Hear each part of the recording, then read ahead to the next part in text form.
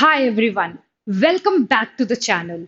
आज हम लोग करेंगे हमारी सीयूईटी प्रिपरेशन सीरीज का एक और साइकिल करेंगे, जिसमें आज हम लोग करेंगे बैलेंस ऑफ पेमेंट का रिवीजन। तो देखते हैं हम लोग बैलेंस ऑफ पेमेंट के questions.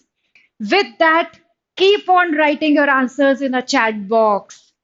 Increase in the value of foreign commodities is known as dash of domestic currency। जब भी increase in the value of foreign currency हो रहा है, फॉरेन करेंसी की वैल्यू जब भी इंक्रीज होती है इकोनॉमी के अंदर, तो वो क्या क्रिएट करता है? डोमेस्टिक करेंसी फिर क्या होती है? तो डोमेस्टिक करेंसी क्या हो जाती है उस टाइम पे? डिवैल्यूएट हो जाती है, या रीवैल्यूएट जाती है, या इन्फ्लेशन आ जाता है इकोनॉमी में, या नन ऑफ दीज हो जाता है। तो आपको आंसर चैट बॉक्स में लिखना है, और फिर अब चलिए जानते हैं हम लोग इसका आंसर। जब भी एक करेंसी की वैल्यू इंक्रीज होती है, तो उसके कंपैरिजन में दूसरी करेंसी की वैल्यू डिवैल्यूएट हो जाती है। ठीक है, लेकिन ध्यान से देखिएगा, यहां पे कमोडिटीज लिखा है।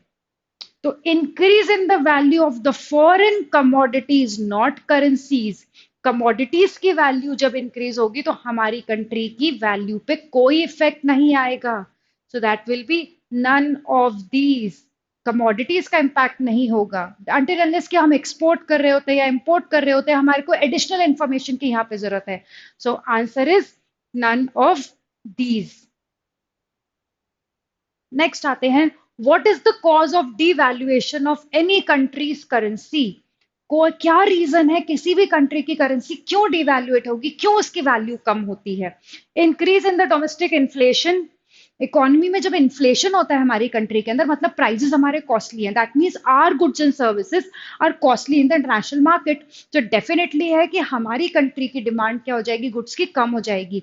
That will reduce the value of our currency. So yes, answer is the A. Let's see the B. Domestic real interest are less than the foreign interest rate। जब हमारी कंट्री का interest rate is less than the foreign interest rate, foreign rate से कम होगा, so that means investment will reduce in our country. Foreign investment हमारी country में reduce हो जाएंगे। इसका मतलब हमारी कंट्री की अगेन डिमांड कम हो रही है करेंसी की। Much increase in the income, अगर किस इनकम बहुत ज्यादा इंक्रीज हो जाती है इकोनॉमी के अंदर, तो that means aggregate demand will increase. And when aggregate demand increase, तो वो कंट्री के अंदर फिर से इन्फ्लेशन लेकर आता है। और जब इन्फ्लेशन आता है तो मतलब कि हमारी कंट्री की गुड्स एंड सर्विसेज की डिमांड कम हो रही है। मतलब तीनों ही सिचुएशन में क्या हो रहा है? The value of our currency is falling. So answer is all of these. Third question पे, the operation of daily nature. Daily nature का जो भी ऑपरेशन होता है in a foreign exchange market is known as spot market. ये proper name है, definition है spot market की। Six, hybrid in management of fixed and flexible exchange rate. Fixed and flexible का हाइब्रिड जो होता है, मिक्सचर जो होता है, वो आपको किस में मिलता है? मैनेज टू फ्लोट में, crawling peg, wider band, none of these. So that is manage to float और मैनेज्ड फ्लोटिंग, जिसमें दोनों ही चीजों का मिक्सचर रहता है। तो देख रहे हैं आप, आई होप आप लोग आंसर्स लिख रहे हैं नीचे चैट बॉक्स में। When was the gold standard abundant? Gold standard कब abundant हुआ था? ये फिक्स्ड एक्सचेंज रेट के रिजाइम में था। जब गोल्ड स्टैंडर्ड के बाद ब्रिटेन वुड आया था, तो ये कब abundant हुआ था? That was abundant in 1920। Next comes, which account is included in the composition of balance of payment. Balance of payment में कौन सा अकाउंट आता है? हम सबको मालूम है, that is current account and capital account. So answer will be both A and B. Balance of trade means, balance of trade का मतलब क्या है? Capital transaction, import export of goods, total debt and credit, and all of these. So that is balance of trade जो है वो specially goods के लिए होता है। So answer would be B, that is import and export of goods. All right, आ गए हम लोग हमारे एट्थ क्वेश्चन पे। आप लोग को लास्ट तक जाना है, क्योंकि लास्ट में मैंने ना एनटीए के क्वेश्चंस रखे हैं जो एनटीए के मॉक टेस्ट में आए थे। वही क्वेश्चंस मैंने एग्जैक्टली वहां पे पुट कर दिए हैं। Measures to improve the adverse balance of payment includes. Measures to improve the adverse balance of payment को करेक्शन कैसे करा जा सकता है, करेंसी को डीवैल्यूएट करा जाए, यस, जैसा हम लोगों ने 1991 में किया था। इंपोर्ट सब्स्टिट्यूशन बिल्कुल करना चाहिए, क्योंकि हम लोगों ने भी 1991 में इंपोर्ट सब्स्टिट्यूशन की जगह एक्सपोर्ट प्रमोशन यूज किया था। एंड एक्सचेंज रेट को हमें कंट्रोल करना चाहिए, and all of the above. So answer will be all of the above. If export exceeds import, अगर एक्सपोर्ट ज्यादा हो जाता है इंपोर्ट से, देन बीओपी इज, तो बीओपी क्या हो जाएगी, एक्सपोर्ट ज्यादा है तो BOP will be in surplus. It is in surplus. Please remember input text questions भी एनटीए ने बोला है, input text question and objective questions है। Which one is the item of capital account, capital account में क्या चीज include होती है, government transactions, private transactions, no, ये तो हमारी कंट्री के डोमेस्टिक ट्रांजैक्शंस हो गए। Foreign direct investment, yes, all of above, no, so answer will be C, FDI. When is balance of trade deficit likely to be considered a particularly difficult problem for a country?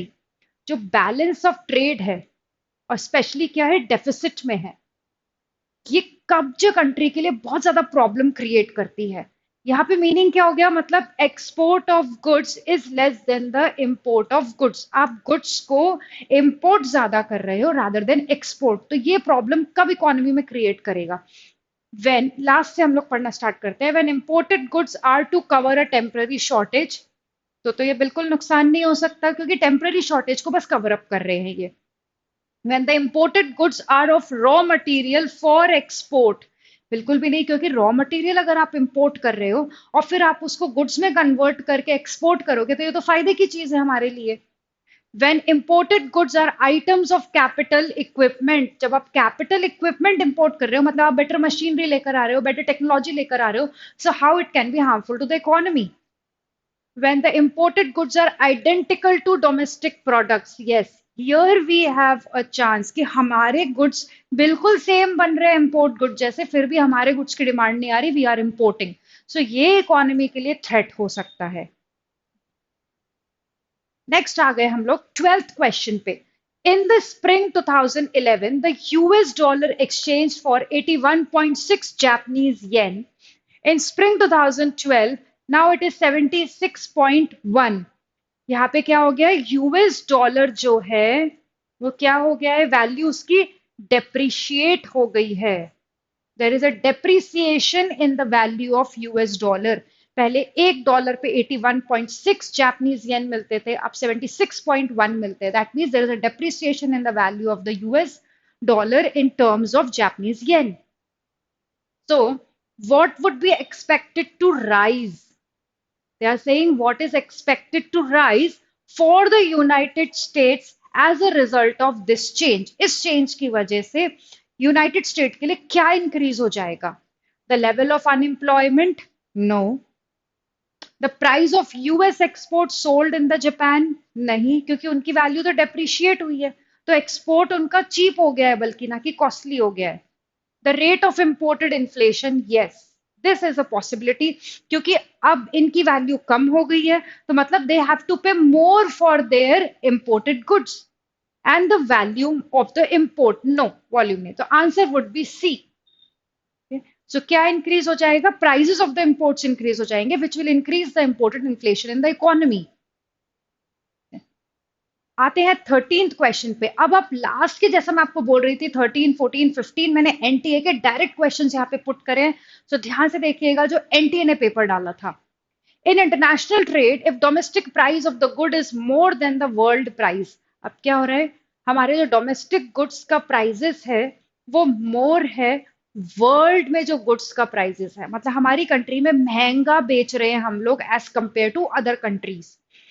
So the country will become an exporter of the goods, क्या हम exporter बनेंगे, no, exporter आप तब बनते हो जब आपके goods relatively cheaper हो और बेटर क्वालिटी हो, यहाँ तो गुड्स आपके महंगे हैं।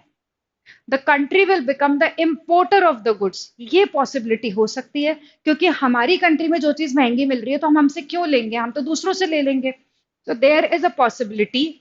आगे और ऑप्शंस पढ़ लेते हैं। The country will produce domestically, domestically तो हम प्रोड्यूस कर ही रहे हैं, तो हम लोग महंगा बना रहे हैं. So no, added additional information is required. As such, no other thing they are asking. So therefore, we can go with the country will become an importer of the good. So answer would be B.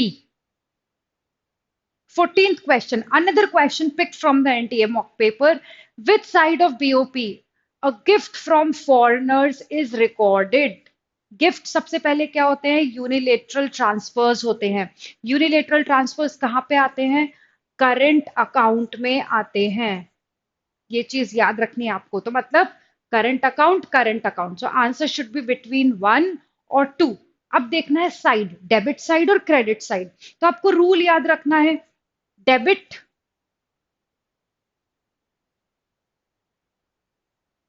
Credit, debit all expenses and credit all gains. Debit में हम सारे expenses डालते हैं और credit में हम सारे gains डालते हैं. Debit all expenses and credit all gains. तो यहाँ पे गेन हो रहा है, आ रहा है, गिफ्ट फ्रॉम आ रहा है, टू नहीं है. तो मतलब credit side of the current account. Okay, quite lengthy question. Video को पॉज करके इस मैटर को रीड करिएगा, 15th क्वेश्चन को, फिर हम उसके बेसिस पे आंसर देंगे. तो आंसर के अंदर अगर एक शॉर्ट ट्रिक आप देख सकते हैं तो डायरेक्टली क्वेश्चन पढ़ के भी हमें आंसर समझ आता है, बट फिर भी एक क्विक रीडिंग इसकी लगा सकते हैं हम लोग. Recently, the central government released the ninth edition of the status paper on the government debt. Government debt से दिया है. More on the news. It contains debt management strategy (DMS) of the central government for the financial year 2019-20 to 21-22, which guides the borrowing plan of the government. जो borrowing plan को guide कर रही है. The objective of the DMS is to ensure that the government financing requirements and the payment obligations are met at the lowest possible cost. Lowest possible cost पे financing requirements उनकी met हो पाए. Significance of management government budget, इससे importance क्या होगा? The level of the government budget effects investor confidence, इससे investors का confidence बदलेगा. impacts fiscal capabilities of the government, leads to the crowding out effect on the private investors. Fiscal repression of the commercial bank alongside another import like inflationary pressure, exchange rate issues and higher taxes in the future. ये सारे issues को वो deal करेगा. तो अब question है, the डेब्ट management strategy is required in India to make more expenditure so that fiscal deficit should increase in the future. और खर्चा करने के लिए है ताकि हमारी borrowings और बढ़े. To contract the fiscal deficit and to reduce it in the future. To improve more taxes in the future. Taxes बढ़ाने के लिए. So no, answer should be 2. To contract the fiscal deficit ताकि fiscal deficit थोड़ा कम कर पाए और future में reduce कर पाए इसको. इसलिए मैनेजमेंट कर रहे हैं इस चीज का. Okay? So that's how we end with our 15 questions of balance of payment. Channel को सब्सक्राइब करिएगा, वीडियो को लाइक करिएगा और मिलते हैं हम नेक्स्ट वीडियो में. Thank you so much.